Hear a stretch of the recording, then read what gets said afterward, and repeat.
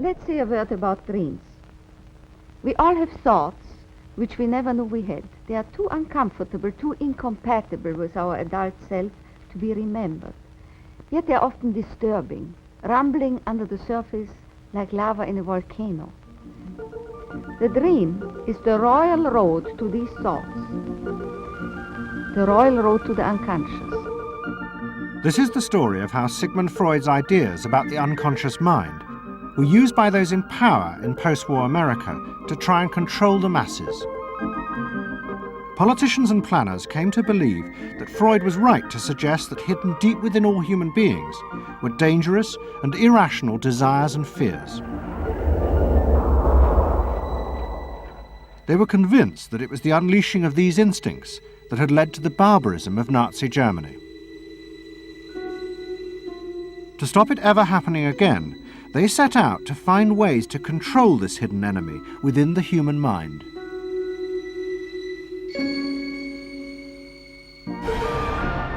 At the heart of the story are Sigmund Freud's daughter Anna and his nephew Edward Bernays, who had invented the profession of public relations. Their ideas were used by the US government, big business, and the CIA to develop techniques to manage and control the minds of the American people. Those in power believed that the only way to make democracy work and create a stable society was to repress the savage barbarism that lurked just under the surface of normal American life.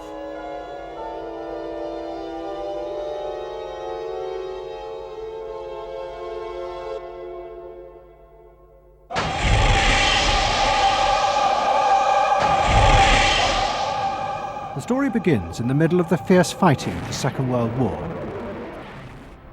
As the fighting intensified, the American army was faced by an extraordinary number of mental breakdowns among its troops. 49% of all soldiers evacuated from combat were sent back because they suffered from mental problems. In desperation, the army turned to the new ideas of psychoanalysis. They made a film record of the experiment using hidden cameras. It says here on your record that you had headaches and that you had crying spells. Yes, sir. I believe in your profession is called nostalgia. In other words, homesickness. Yes, sir. Mm-hmm. It was induced when, shortly before the war, I received a picture of my sweetheart. Yes. Mm-hmm.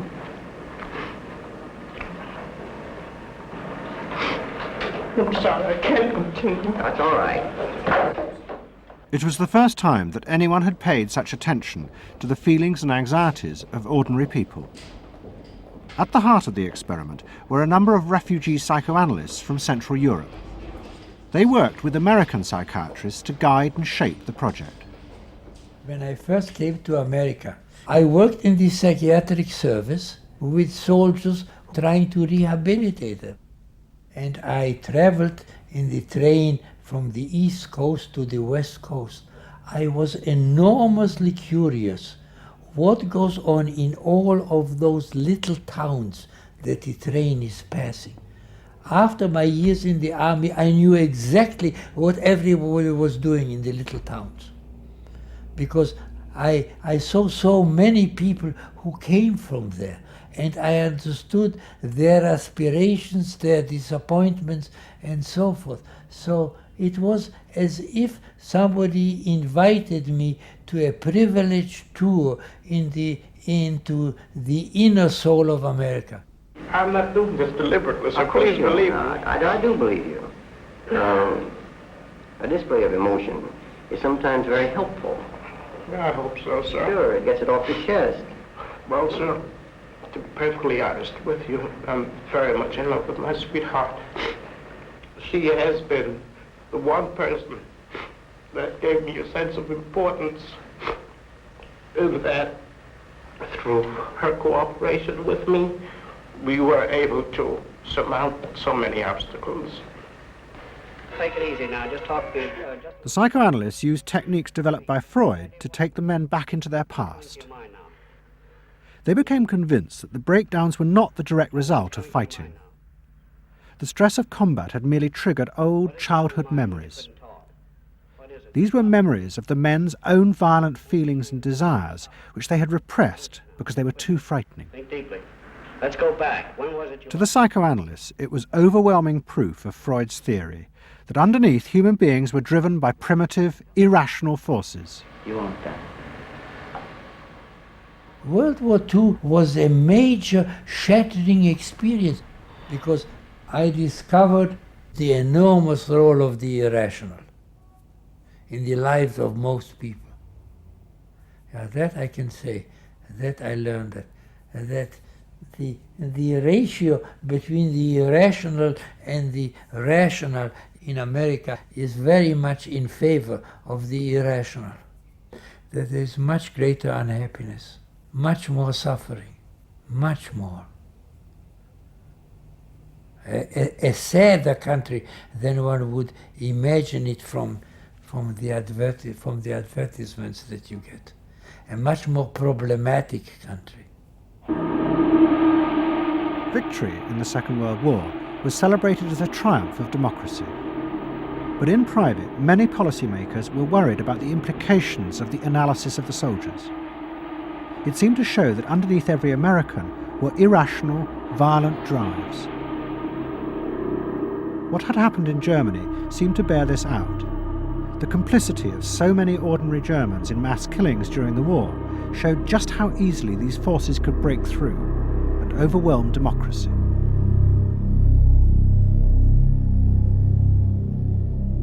Planners and policymakers had been convinced by their experiences during World War II that human beings could act very irrationally because of this sort of teeming and raw and unpredictable emotionality, the kind of chaos that lived at the base of human personality could, in fact, infect the society, social institutions, to such a point that the society itself would become sick.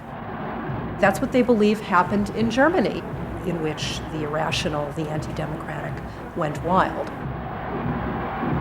It was a vision of human nature as incredibly destructive, and they were terrified that Americans would in fact behave that way, or were capable of behaving that way, and they wanted to avoid a rerun of that. So what is needed is a human being that can internalize democratic values so that they are not shaken with the storm. And psychoanalysis carried in it the promise that it can be done. It opened up new vistas as to how the inner structure of the human being can be changed so that he becomes a more vital, free supporter and maintainer of democracy. The psychoanalysts were convinced they not only understood these dangerous forces, but they knew how to control them too.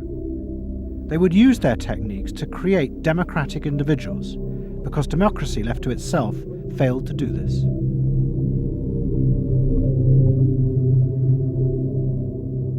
The source of this idea was not only Sigmund Freud, but his youngest daughter, Anna. She had fled with her father to London before the outbreak of war, and after he died, Anna Freud became the acknowledged leader of the world psychoanalytic movement. She saw her job as to fulfill her father's dream of making his ideas accepted throughout the world. At the center of the Freud movement stood Tante Anna, because she managed to work herself into that position. She was recognized as that, and not just because she was the daughter. She worked on that. She was rather forbidding. She was not, to me, a warm person, not an aunt you could kiss or put your arms around. Not at all. And her whole life rotated around the spreading of psychoanalysis. Freud himself had seen the role of psychoanalysis as allowing people to understand their unconscious drives. But Anna Freud believed it was possible to teach individuals how to control these inner forces. She had come to believe this through analysing children, above all the children of her close friend, Dorothy Burlingham. Dorothy Burlingham was an American millionairess who in the 1920s fled a failed marriage and brought her children to Anna Freud in Vienna.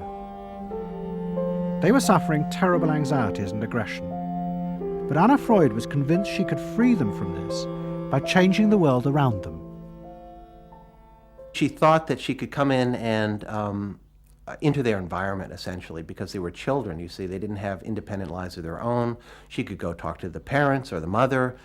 She could go to the schools. She could influence their real world, the actual external world, to change their lives and to help them. And to change them as people? I think that was part of what her idea was, is that she felt that she could change them. From her analysis of the Burlingham children, Anna Freud developed a theory of how to help them control their inner drives. She believed that if, as well as psychotherapy, they were also encouraged to adapt to a good family and social environment, then the conscious part of their mind, the ego, would be strengthened in its struggle to control the unconscious. Anna Freud's aim was simply to help the children. But it was always the psychoanalyst who decided what was the right environment and the appropriate behaviour for the children. And often as not, this reflected the social mores of the time.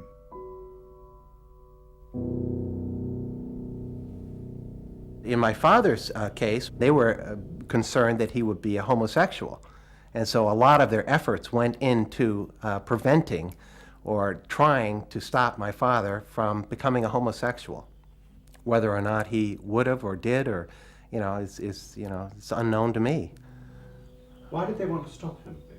Because they felt it was abnormal. It wasn't a normal way to develop. They wanted to have him develop along lines that society recognized to be normal, because if they didn't, then you're going to be under the control of forces that you don't understand, that you're not even aware of.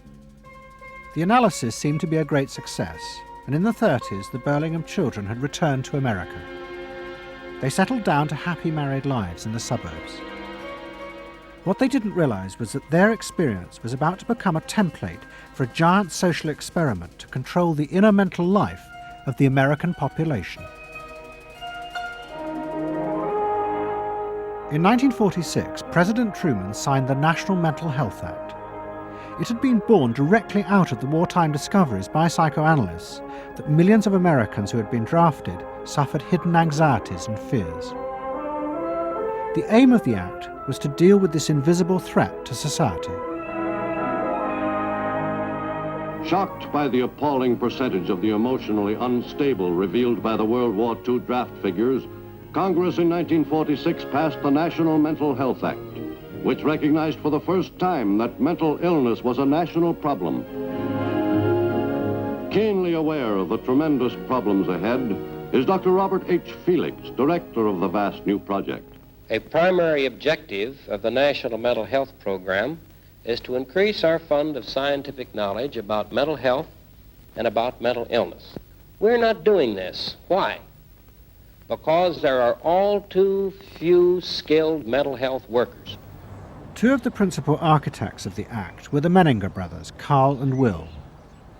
Will had run the wartime psychotherapy experiments, and now he and his brother began to train hundreds of new psychiatrists. The Menningers were convinced that it would be possible to apply Anna Freud's ideas on a wide scale, and to adults as well as children.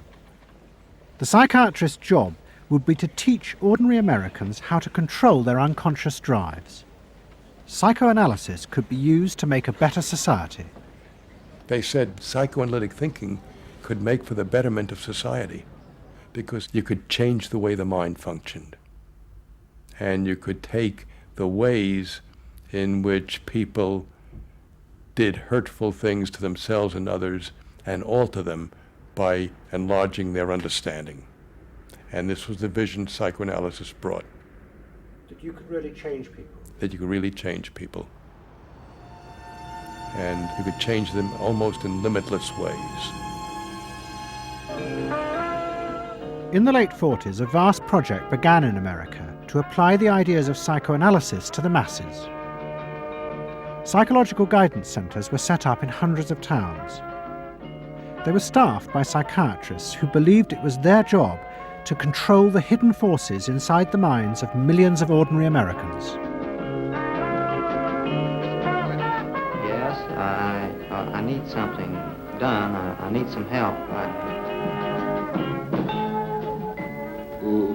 Did you have any particular teachers that you liked, any sort? I liked all my teachers except one, I remember. What was the trouble with this one? I don't know, she just scared me most of the time. Holler at me and I'd run outside and vomit. I hate my brother. Loathe him. Despise him. At the same time, thousands of counselors were trained to apply psychoanalysis to marriage guidance. And social workers were sent out to visit people's homes and advise on the psychological structure of family life. Behind all this was the fundamental idea of Anna Freud's, that if people were encouraged to conform to the accepted patterns of family and social life, then their ego would be strengthened. They would be able to control the dangerous forces within them. When your emotions control your actions, it affects not only yourself, but the people around you. And if this sort of flare-up is repeated often, it might lead to a permanently warped personality. You can control the fire of your emotions so that your personality becomes more pleasant. So we expect that someone who's been through that experience to be much more insightful, much more understanding, and a much better regulated person. And what happens to the And regulation includes being able to let go, as it were, to enjoy a football game or a soccer game.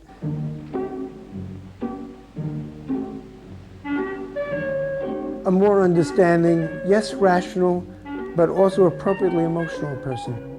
The regulatory aspects of the human mind would really be in charge. Instead of being overwhelmed by our passions and by our darker impulses. That one would be master or mistress of one's own passions. They just felt that the road to happiness was in adapting to the external world in which they lived. That people could be uncrippled from their own neurotic conflicts and impulses, that they would not engage in self-destructive behavior, that they would in fact adapt to the reality about them. They never questioned the reality.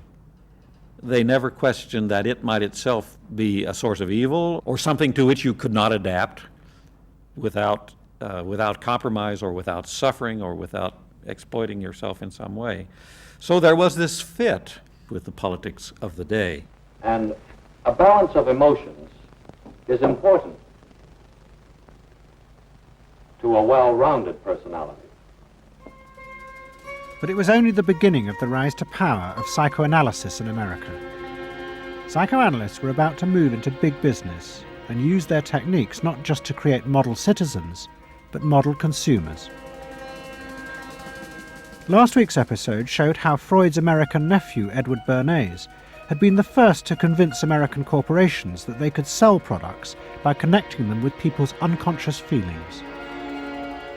But now, a group of psychoanalysts were going to take what Bernays had begun and invent a whole range of techniques to get inside and manage the unconscious mind of the consumer. They were led by Ernest Dichter.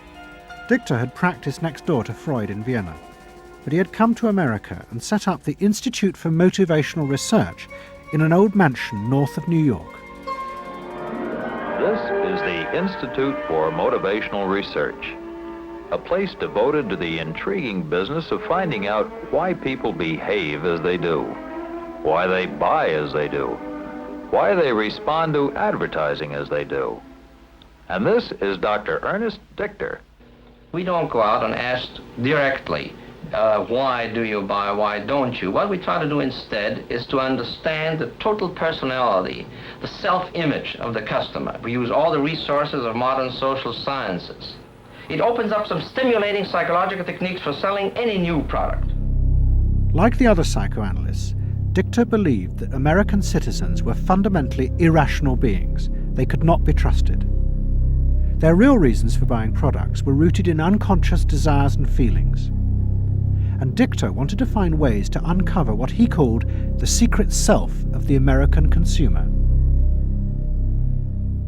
He was trying to get out of people's mind the unconscious motivations that they had for purchasing. These could be sexual, they could be psychological, they could be sociological, they could be a demand for status, a demand for recognition.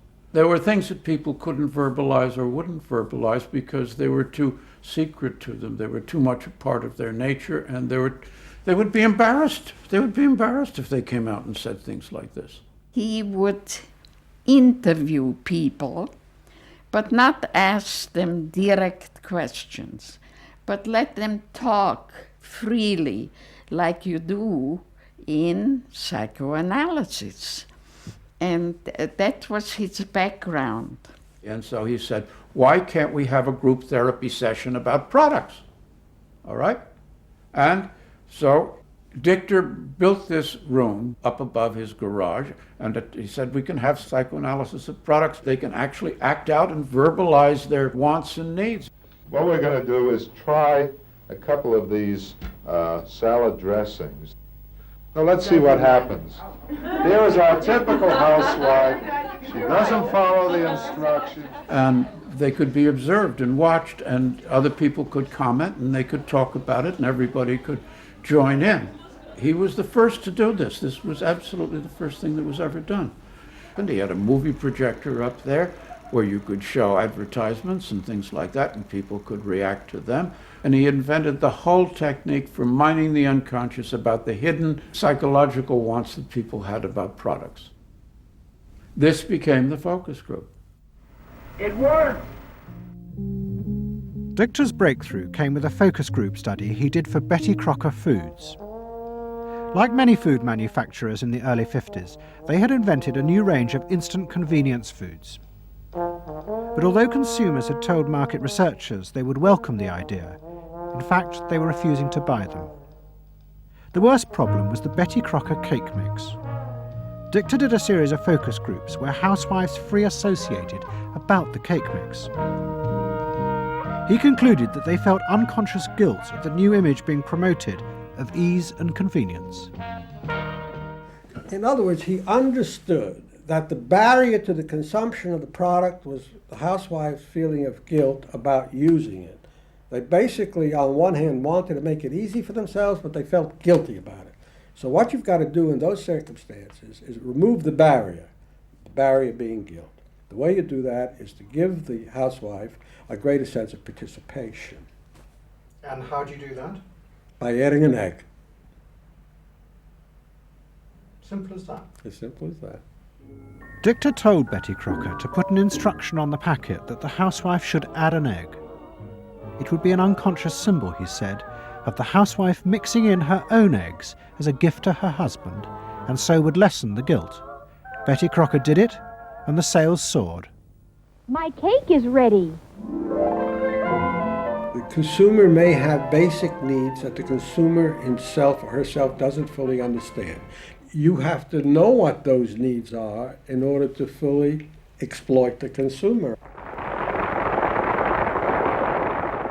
Is it wrong to give people what they want by taking away their defenses, helping remove their defenses? It seems so much longer than last year. It is. Nearly 4 inches longer in some models. Oh. Dichter's success led to a rush by corporations and advertising agencies to employ psychoanalysts. They became known as the Depth Boys, and they promised to show companies how to make millions by connecting their products with people's hidden desires. Dichter himself became a millionaire, famous for inventing slogans like "a tiger in your tank." Even the marketing of the Barbie doll came from a children's focus group. And so it goes. But Dichter was convinced that this was far more than just selling. Like Anna Freud, he believed that the environment could be used to strengthen the human personality. And products had the power both to sate inner desires and give people a feeling of common identity with those around them. It was a strategy for creating a stable society. Dichter called it the strategy of desire. To understand a stable citizen, You have to know that modern man quite often tries to work off his frustrations by spending on self-gratification. Modern man is eternally ready to fill out his self-image by purchasing products which complement it. If you identify yourself with a product, it can have a therapeutic value. It improves your self-image, and you become a more secure person, and you have suddenly this confidence of going out in the world and doing what you want successfully. Bernays believed that that would then improve the whole of our society and become the best society on this planet.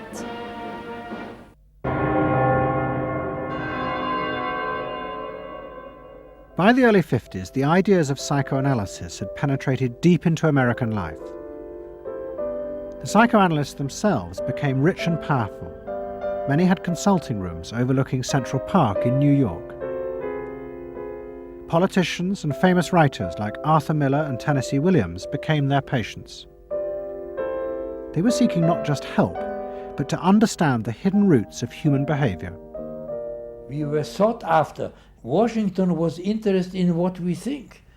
You know, the important writers, important politicians were undergoing psychoanalysis.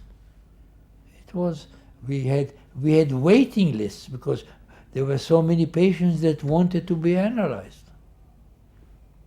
So it gave us a little bit of a swellhead. And as the psychoanalysts' ideas took hold in America, a new elite began to emerge in politics, social planning, and in business. What linked this elite was the assumption that the masses were fundamentally irrational. To make a free market democracy like America work, one had to use psychological techniques to control mass irrationality. They actually believed that this elite was necessary because individual citizens were not capable, if left alone, of being democratic citizens. The elite was necessary in order to create the conditions that would produce individuals capable of behaving as a good consumer and also behaving as a democratic citizen. They didn't see their activities as anti-democratic, as undermining the capacity of individual citizens for democracy. Quite the opposite. They understood that they were creating the conditions for democracy's survival and future. Anna Freud had never intended that her ideas be used in such a way, but she happily accepted the rise to power of psychoanalysis in America. She remained in England, living with Dorothy Burlingham. On the surface, it was an idyllic life. She and Dorothy had bought a weekend cottage on the Suffolk coast. And in the summers, Dorothy's children came from America to visit with the grandchildren. But underneath, things were going badly wrong. Both Bob and Mabby Burlingham, who Anna Freud had analysed in the 1930s, had suffered personal breakdowns, and their marriages were collapsing. Bob was drinking heavily, and Mabby suffered terrible anxieties. The real reasons for the visits to England were yet more analysis with Anna Freud. Well, the problem was that it didn't look very good, did it? Because here you have somebody who's having nervous breakdowns and is having alcoholic binges. And this is not exactly, doesn't really sit well. Well, you know, from a humane standpoint, obviously this is not desirable. You know, you want to help these people, but it also had the wider ramifications of everybody in analysis, in analytic circles, knew that Bob and Mabby were guinea pigs. They were the living proof that this was a wonderful process. It was very much swept under the rug. It didn't get out. I mean, these people had such, their power and influence was such that, you know, you were very careful. Anna Freud was a very powerful person, and you were the grandchildren, and she knew a great deal more than you did about what went on in your parents' lives and so forth. It was not something you were going to tangle with, and you were a product of the whole situation. But at the same time, we all knew that something was really out of whack. As she grew older, she became more and more important, didn't she? Politically and scientifically, but she didn't know when to stop. She was a bit too righteous. What she did was always the thing, and she would never, to my knowledge, acknowledge that she could make a mistake or be wrong. That is my feeling. But the power and influence of the Freud family in America was about to grow even more. Politicians were about to turn to Anna Freud's cousin, Edward Bernays, for help in a time of crisis. He was going to manipulate the inner feelings and fears of the masses to help America's politicians fight the Cold War. I don't mean to say, and no one can say to you, that there are no dangers. Of course there are risks if we are not vigilant. But we do not have to be hysterical. In 1953, the Soviet Union exploded its first hydrogen bomb, and the fear of nuclear war and communism gripped the United States.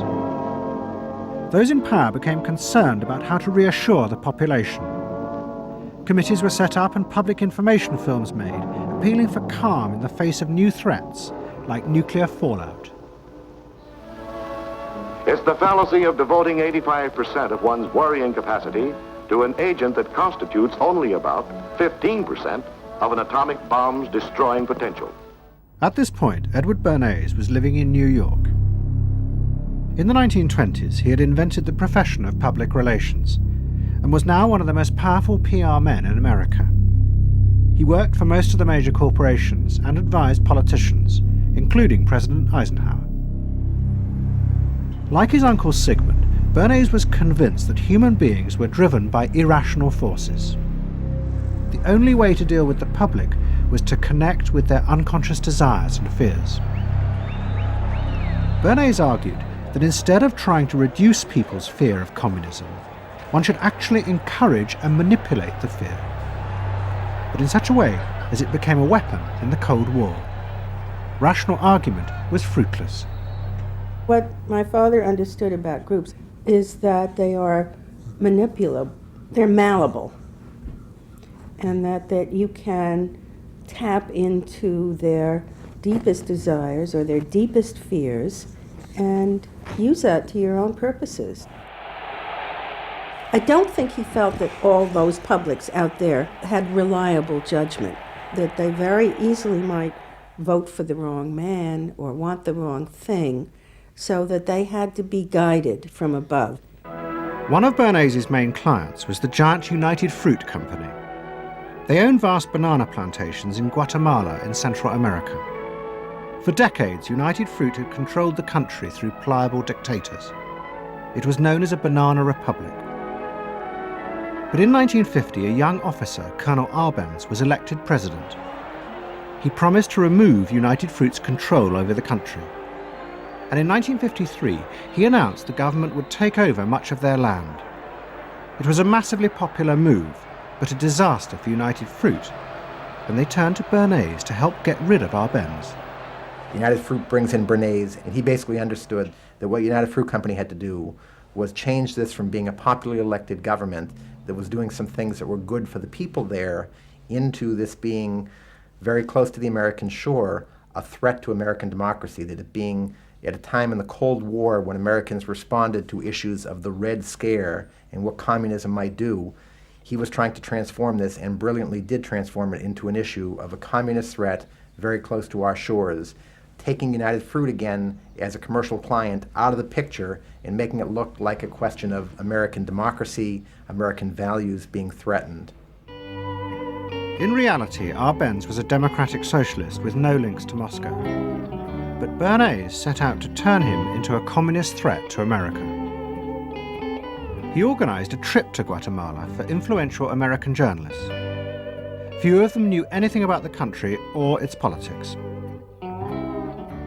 Bernays arranged for them to be entertained and to meet selected Guatemalan politicians who told them that Arbenz was a communist controlled by Moscow. During the trip, there was also a violent anti-American demonstration in the capital. Many of those who worked for United Fruit were convinced it had been organized by Bernays himself. He also created a fake independent news agency in America called the Middle American Information Bureau. It bombarded the American media with press releases saying that Moscow was planning to use Guatemala as a beachhead to attack America. All of this had the desired effect. In Guatemala, the Jacob Arbenz regime became increasingly communistic after its inauguration in 1951. Communists in the Congress and high governmental positions controlled major committees, labor and farm groups, and propaganda facilities. They agitated and led in demonstrations against neighboring countries and the United States. What was profoundly new in terms of what Bernays did is he took this menace to our backyard in Guatemala. For the first time, we saw Reds a couple hundred miles from New Orleans who Eddie Bernays had us believing were a true threat to us, that it was going to be a Soviet outpost in our backyard. But what Bernays was doing was not just trying to blacken the Arbenz regime. He was part of a secret plot. President Eisenhower had agreed that America should topple the Arbenz government, but secretly. The CIA were instructed to organize a coup. Working with the United Fruit Company, the CIA trained and armed a rebel army and found a new leader for the country called Colonel Armas. The CIA agent in charge was Howard Hunt, later one of the Watergate burglars. What we wanted to do was have a terror campaign to terrify Arbenz particularly, terrify his troops, much as the German Stuka bombers terrified the population of Holland, Belgium, and Poland at the onset of World War II, and just rendered everybody paralyzed. As planes flown by CIA pilots dropped bombs on Guatemala City, Edward Bernays carried on his propaganda campaign in the American press. He was preparing the American population to see this as the liberation of Guatemala by freedom fighters for democracy. He totally understood that the coup would happen when the public and the press, when conditions in the public and the press allowed for a coup to happen, and he created those conditions. He was totally savvy in terms of just what he was helping create there in terms of this overthrow. But ultimately he was reshaping reality, reshaping public opinion in a way that's undemocratic and manipulative. On June the 27th, 1954, Colonel Arbenz fled the country, and Armas arrived as the new leader. Within months, Vice President Nixon visited Guatemala. In an event staged by United Fruit's PR department, he was shown piles of Marxist literature that had been found, it was said, in the presidential palace. This is the first time in the history of the world that the communist government has been overthrown by the people. And for that we congratulate you and the people of Guatemala for the support they have given. And we are sure that under your leadership, supported by the people whom I have met by the hundreds on my visit to Guatemala, that Guatemala is going to enter a new era in which there will be prosperity for the people together with liberty for the people. Thank you very much for allowing us to see this exhibit of communism in Guatemala. You're welcome. And for dinner, see what Mother has for dessert. Banana gingerbread shortcake. Just another of the many tempting ways in which this nutritious fruit can be prepared. So now that you've seen where bananas come from before they reach your table, our journey to Banana Land is ended. We hope you enjoyed the trip. We know you like bananas. Bernays had manipulated the American people, but he had done so because he, like many others at the time, believed that the interests of business and the interests of America were indivisible, especially when faced with the threat of communism. But Bernays was convinced that to explain this rationally to the American people was impossible, because they were not rational. Instead, one had to touch on their inner fears and manipulate them in the interests of a higher truth. He called it the engineering of consent. He was doing it for the American way of life, and to which he was devoted, sincerely devoted. And yet he felt the people were really pretty stupid. And that's the paradox. If you don't leave it up to the people themselves, but force them to choose what you want them to choose, however subtly, then it's not democracy anymore. It's something else. It's being told what to do. It's that old authoritarian thing. But the idea that it was necessary to manipulate the inner feelings of the American population in the interests of fighting the Cold War now began to take root in Washington. Above all, in the CIA, who were going to take it much further. They were concerned that the Soviets were experimenting with psychological methods to actually alter the memories and feelings of people, the aim being to produce more controllable citizens. It was known as brainwashing. Psychologists in the CIA were convinced that this really might be possible, and that they should try to do it themselves. The image of the human being that was being built up at that particular time was that there was a great deal of vulnerability in every human being, and that vulnerability could be manipulated to program somebody to be something that I wanted them to be, and they didn't want to be. That you could manipulate people in such a way that they could be automatons, if you will, for whatever your own purposes were. This was the image that people thought was possible. In the late 50s, the CIA poured millions of dollars into the psychology departments of universities across America. They were secretly funding experiments on how to alter and control the inner drives of human beings. The most notorious of these experiments was run by the head of the American Psychiatric Association, Dr. Ewen Cameron. Like many psychiatrists at that time, Cameron was convinced that inside human beings were dangerous forces which threatened society. But he believed that it was possible not just to control these forces, but actually remove them. He thought that psychiatry should not just concentrate on sick people, mentally ill, but should actually go into government, that politicians should listen to psychiatrists. Psychiatrists should be in every parliament and should direct and monitor political activities, because they knew in a rational, scientific way what was good for people. Cameron had set up a clinic in a hospital in Montreal called the Allen Memorial. It is now long since closed down. Cameron took patients who suffered a wide range of mental problems. His theory was that these resulted from forgotten or repressed memories. But he was impatient with the idea of using psychotherapy to uncover them. Instead, he would simply wipe them. Cameron used drugs, including LSD, and the technique of ECT, electroconvulsive therapy. It was conventionally used at that time to relieve depression. But Cameron was going to use it in a new way, to produce new people. He was really using it to try and change the fundamental function of the individual, to alter their past memories, their past ways of behaving.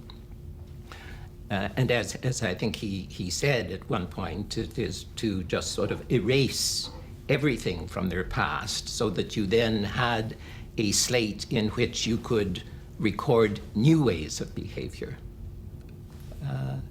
And so he used massive doses of shock, people receiving several shocks a day, and over a course of time, hundreds of ECT treatments, so that they were just reduced to a sort of a very primitive vegetable state.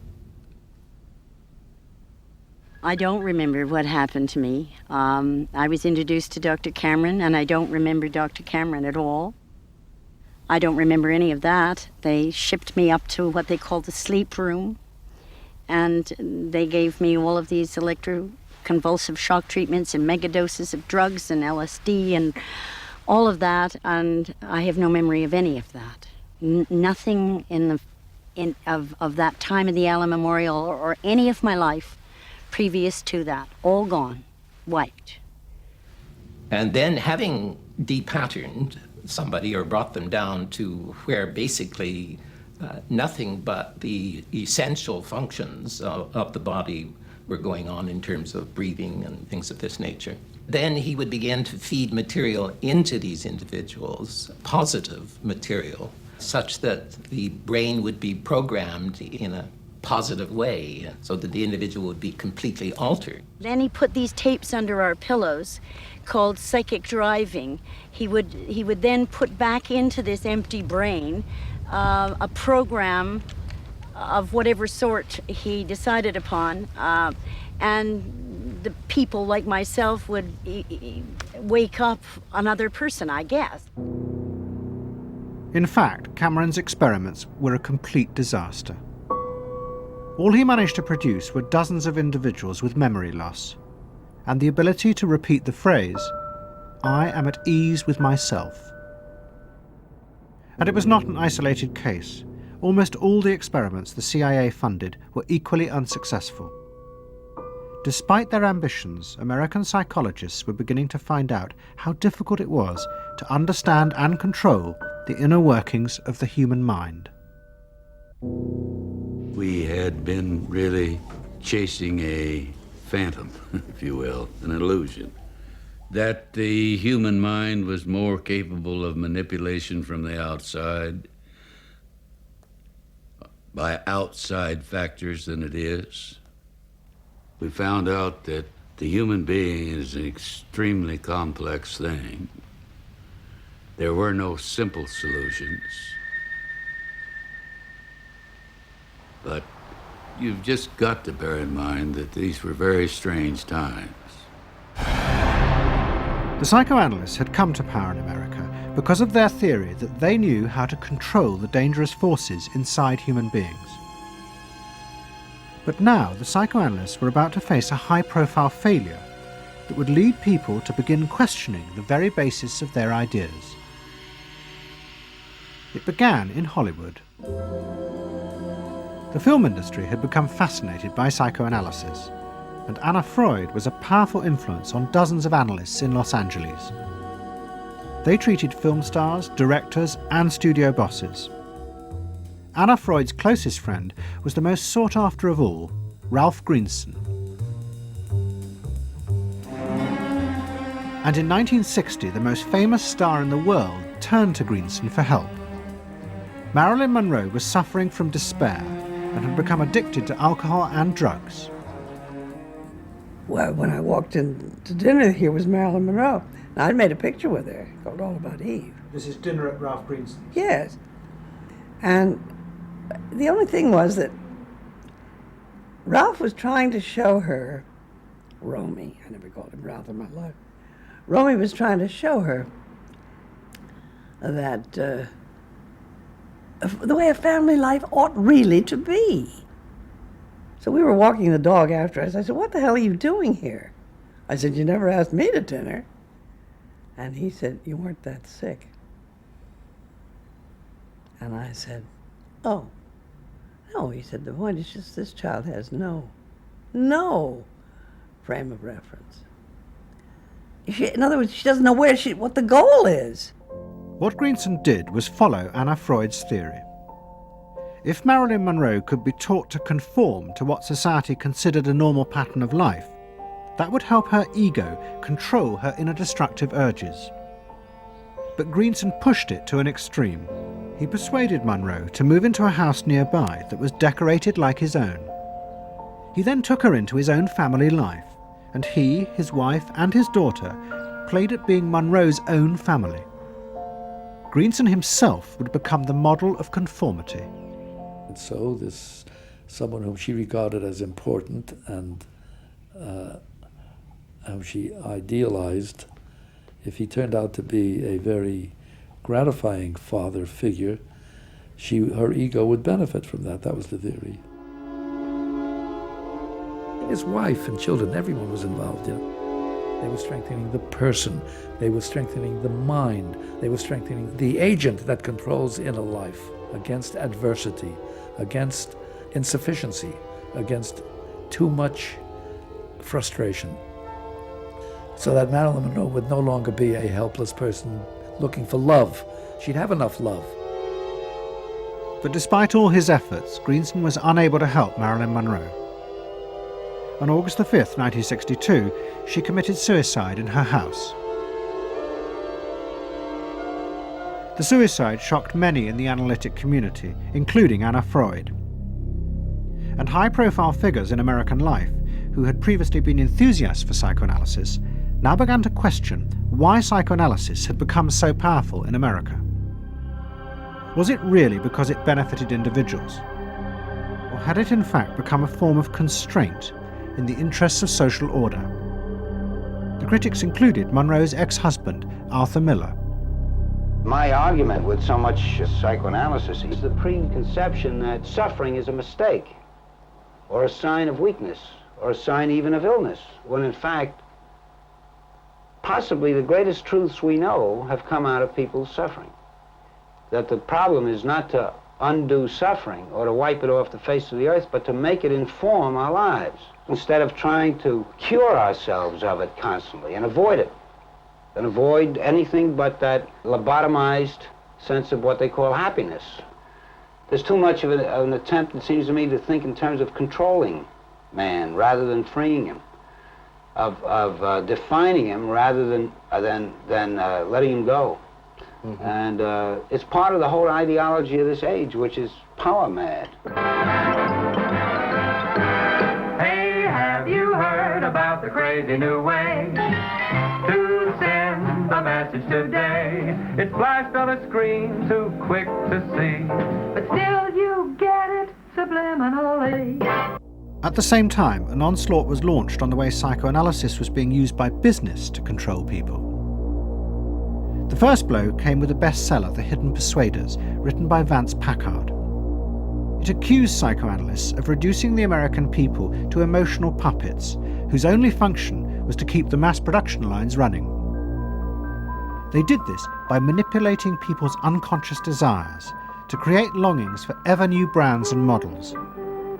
They had turned the population into unwitting participants in the system of planned obsolescence.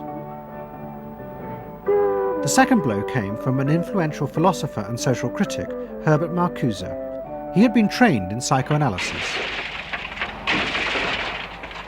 This is a childish application of psychoanalysis, which does not take at all into consideration the very real political systematic waste of resources, of technology and of the productive process.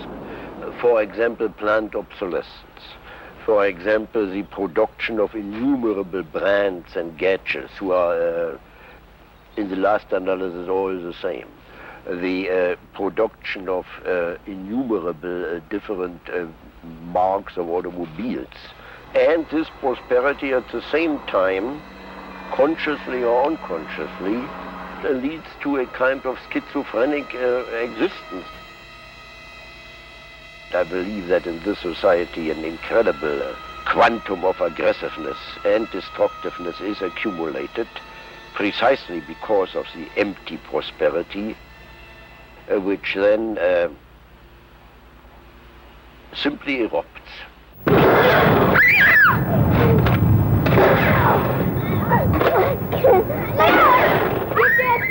Marcuse's argument was not simply that psychoanalysis had been used for corrupt purposes, it was more fundamental.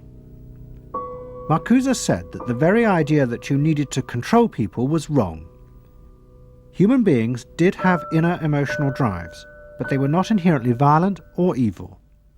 It was society that made these drives dangerous by repressing and distorting them. Anna Freud and her followers had increased that repression by trying to make people conform to society. In so doing, they made people more dangerous, not less. Marcuse challenged that social world, and he said that's a world that should not be adapted to. And in fact, what the individual was adapting to was corrupt and evil and corrupting. In other words, he switched the source of evil from inward conflict to the society itself. That the sickness of society lay at the societal level, not at the sickness of human beings in it. And if people did not challenge that, then they were, in fact, submitting to evil. Modern psychology has a word that is probably used more than any other word in psychology. It is the word maladjusted. It is the ringing cry of modern child psychology, maladjusted. Now, of course, we all want to live the well-adjusted life in order to avoid neurotic and schizophrenic personalities. But as I move toward my conclusion, I would like to say to you today, in a very honest manner, that there are some things in our society and some things in our world for which I'm proud to be maladjusted. And I call upon all men of goodwill to be maladjusted to these things until the good society is realized. I must honestly say to you that I never intend to adjust myself to racial segregation and discrimination. I never intend to adjust myself to religious bigotry. I never intend to adjust myself to economic conditions that will take necessities from the many to give luxuries to the few and leave millions of God's children smothering in an airtight cage of poverty in the midst of an affluent society. The political influence of the Freudian psychoanalysts was over. Instead, they were now accused of having helped to create a repressive form of social control. Anna Freud and Dorothy Burlingham lived on in Sigmund Freud's old house in London. In 1970, Dorothy's son Bob died of alcoholism. And in 1973, his sister Mabby returned for yet more analysis with Anna Freud. She went back for more analysis. She was living at 20 Marisville Gardens in the Freud house, as I guess she did when she wasn't with her husband, and she committed suicide. She took an overdose of sleeping pills. In Freud's own house? In Freud's own house, right.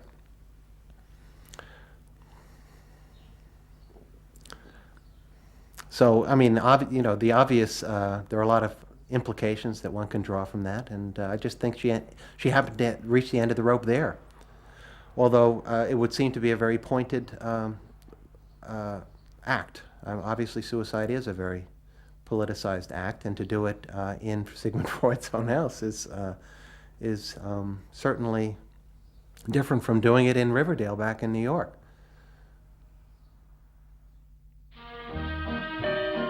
Next week's episode will tell the story of the rise to power of the enemies of the Freud family.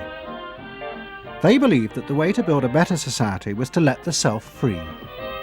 But what they didn't realize was that this idea of liberation would provide business and politics with yet another way to control the self, by feeding its infinite desires. To be lonesome. You know not what it means to be blue. Someday you'll realize and pay for all those lies, then you'll know what it means to be blue.